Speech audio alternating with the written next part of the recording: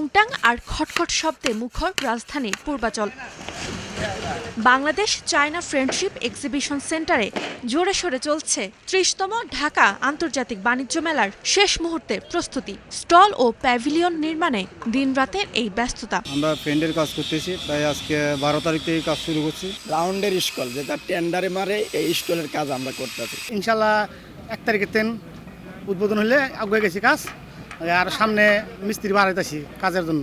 এবারের মেলার বিশেষ আকর্ষণ হিসেবে থাকছে বাংলাদেশ স্কোয়ার, যেখানে তুলে ধরা হবে দেশের ইতিহাস, ঐতিহ্য ও উন্নয়নের পথ চলাকে। সপরিবারে আসুন, আপনাদেরকে স্বাগত জানানোর জন্য আমরা মুখর হয়ে আছি এবং অবশ্যই চেষ্টা করবেন আপনারা পাখা থেকে অনলাইনে টিকিটটা কেটে নিয়ে আসার জন্য। কাজ বাকি আছে, আউটার সাইডের দিকে আমাদের কিছু গ্লাস ওয়ার্ক হবে, এগুলো হলে পুরো লাইটিং টাইটিংগুলো হতে আসলে ওভার দ্য নাইট এটা পসিবল।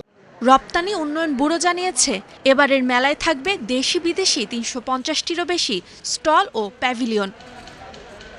ক্রেতা দর্শনার্থীদের সুবিধায় থাকছে টিকিটিং ব্যবস্থাও। মেলায় প্রবেশ টিকিটের দাম গতবারের মতোই ৫০ টাকা রাখা হয়েছে। যাতায়াত সহজ করতে ঢাকা, নারায়ণগঞ্জ ও নরসিংদী থেকে চলবে বিশেষ বিআরটিসি বাস। আগামী ১ জানুয়ারি সকালে প্রধান উপদেষ্টা অধ্যাপক ডক্টর মোহাম্মদ ইউনুস আনুষ্ঠানিকভাবে বাণিজ্য মেলার উদ্বোধন করবে বলে জানিয়েছে রপ্তানি উন্নয়ন bureau. Desk report, star news.